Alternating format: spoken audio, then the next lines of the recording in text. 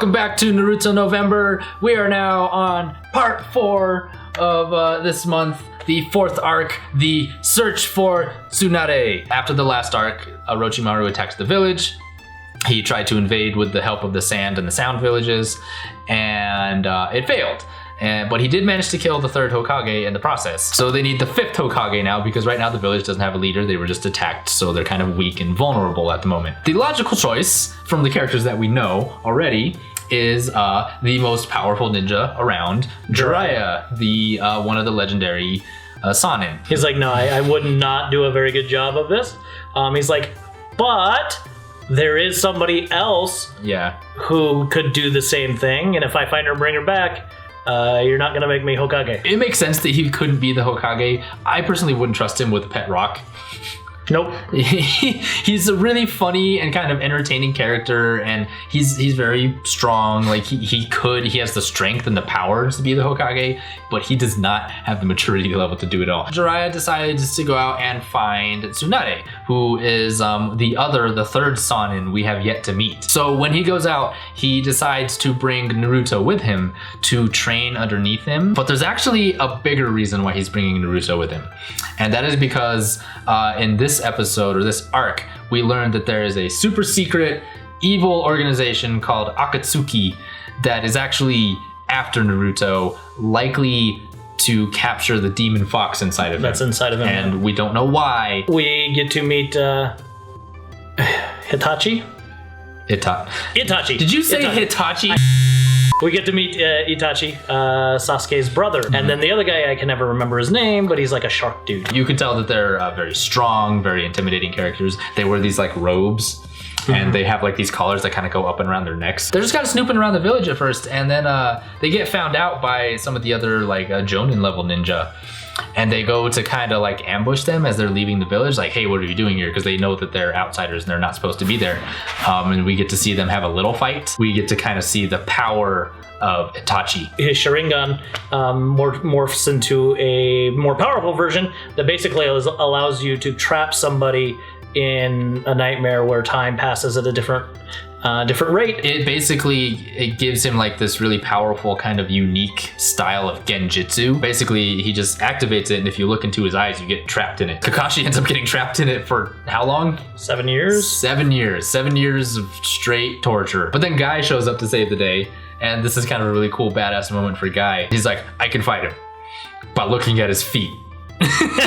Like, how could you fight someone just by looking at their feet? His whole thing is their feet gives away their movements. We don't really get to see him fight much, but you can tell, like, this guy's a badass. Yeah, no, he's like, pretty good. If he had to fight, he's gonna whoop your ass, man. Well, and, you know, they said him and Kakashi are pretty much even. Guy is, I think he's one of the strongest and one of the most respected ninja in the village.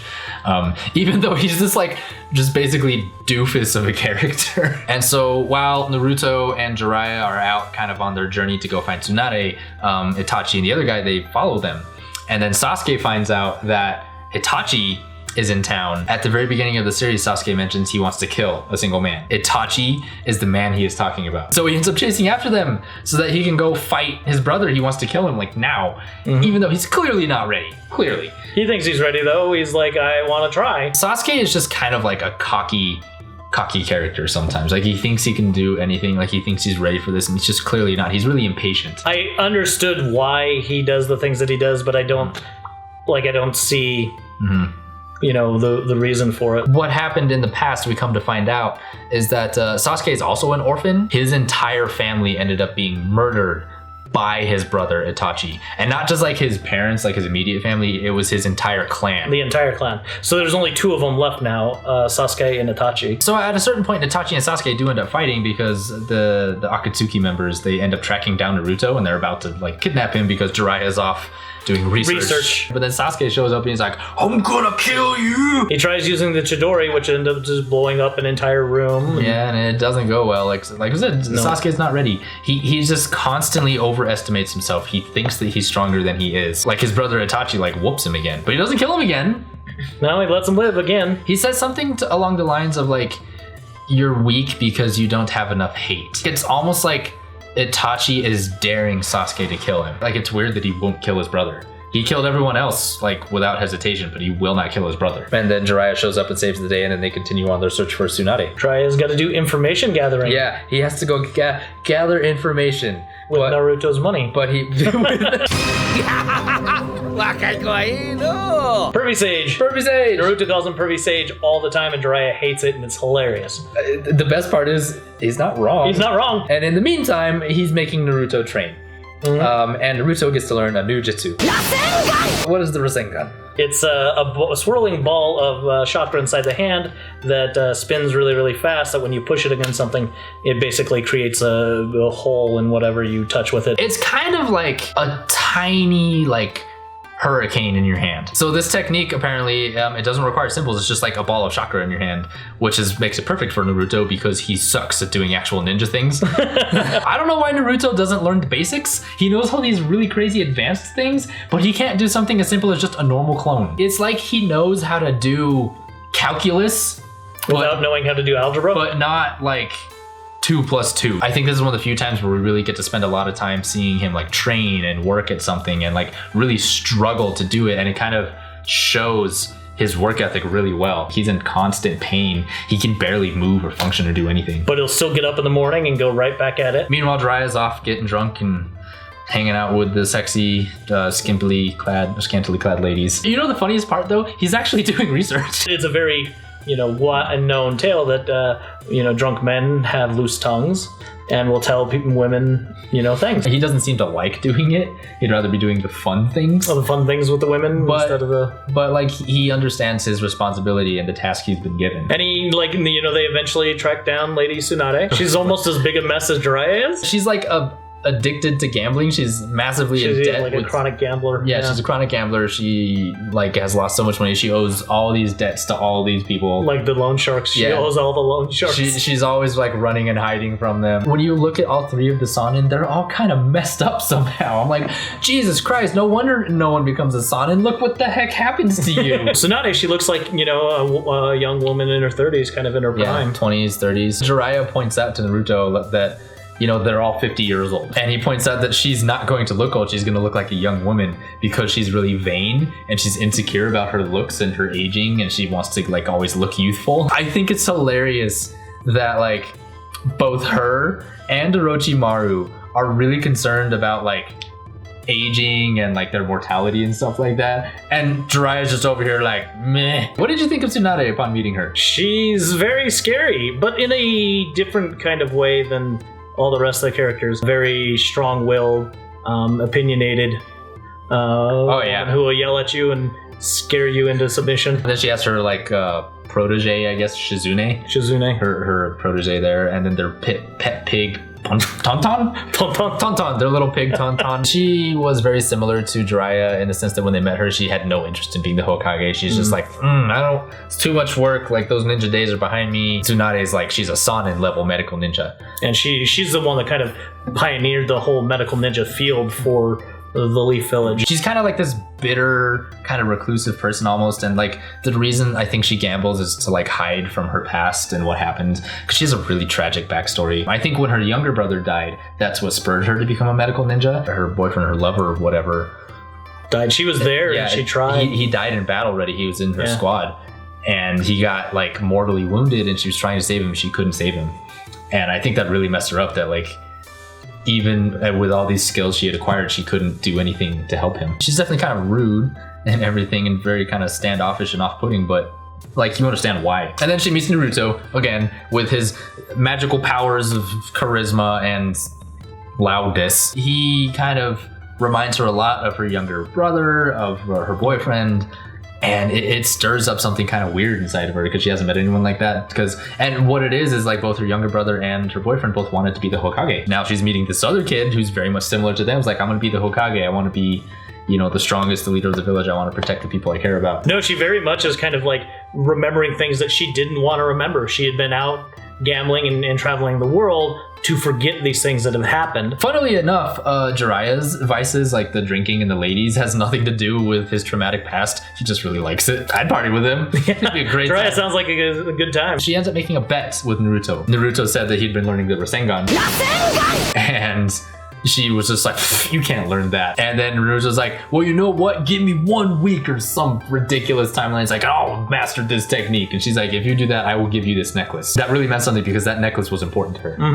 Shizune pointed that out too. She's like, why are you betting this necklace? And she's like, well, he'll never do it. It's like, but what if he does? She saw something in him that, you know, something was there, something was special about this kid. She wanted to believe in him. And then Orochimaru has to show up and mess up all plans. So he wants his arms back though, right? Yep, and he thinks that Tsunade, in all of her medical mastery, should be able to give him the use of his arms back. He basically promises to resurrect the 2 most important people in her life, the ones that she lost, her brother and her lover, if she heals his arms. She looked so ready to take into his deal, and she was, you know, all of it was focusing on like her memories, and she just wanted those back, right? She was so traumatized by it that she would do, you know, you felt that she would do anything to get those people back.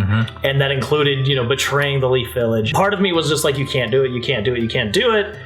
And I was like, if you are a worthless They trusted this woman to be the Hokage? Yeah, it was they searched her out to like lead the village. Made such a bad choice. And I'm just like, this is the kind of person she is. Like, she seems like just such an awful, untrustworthy person. I can't believe she'd even contemplate this, because she'd have to betray her home. She like knew full well what was going to happen if she healed him, and it looked like she was going to do it anyway because she wanted those people back. And I mean, I get that, you know, wanting your loved ones back is a really powerful thing. None of them are really attached to the village anymore. They kind of wander in and out. But I think it was like Jiraiya was the only one that still really like valued the Leaf Village, that felt a connection to it, whereas the other ones that kind of distanced themselves, either because of their mad ambition or because like these really traumatic things that happened to them in the village, and because of the village and because of the ninja and the wars and everything, and they just didn't want to be a part of it anymore. And Jiraiya was the only one that's like, no, the Leaf Village is my home. This is where I'm from. I love this place. And I still come back here all the time. I don't want to be in charge of it, but... So yeah, she goes back to talk to Orochimaru to make the deal, and she refuses. She basically said, look, I want to see those people again. I loved them, but I can't let you cause any more destruction and chaos. Like, I'm going to end this right now. She still has something to fight for. She still has something to stand for. She still has a code of honor. Right. She still has her way of ninja. Her way of ninja. She still feels, you know, something for her village, even though, you know, she hasn't been back there in a while. And it really shows that, you know, maybe she does have the capability of being able to lead. Of course, Orochimaru doesn't like this. And then they fight. Oh my god, Lady Tsunade is scary. She is so strong. She is incredibly strong. She's just like the She-Hulk. Just punches a wall and it blows up like oh my god, crazy. And she's a medical ninja, so I'm like, how do you get that level of strength as a medical ninja? That was crazy. Just because Orochimaru can't do any symbols, he has to use Kabuto to kind of do the symbols. So he can still fight. It's just not as effective, I don't think. No. And then Jiraiya and Naruto show up later because Jiraiya was drugged by Tsunade the night before, actually, and he's like just completely like out of it because of the whatever she gave him. So they all actually, because they're all Sanin, they all have summons, like big summons. So Jiraiya has Gamabunta, the chief toad, big toad. Orochimaru obviously has a giant snake. And then we get to see Tsunade's summons, and this is the one summon we hadn't really like known about because we knew Orochimaru was going to summon a snake. What did you think it was going to be before she summoned it? What did I think that she... That's interesting. I was thinking it was going to be some kind of bird.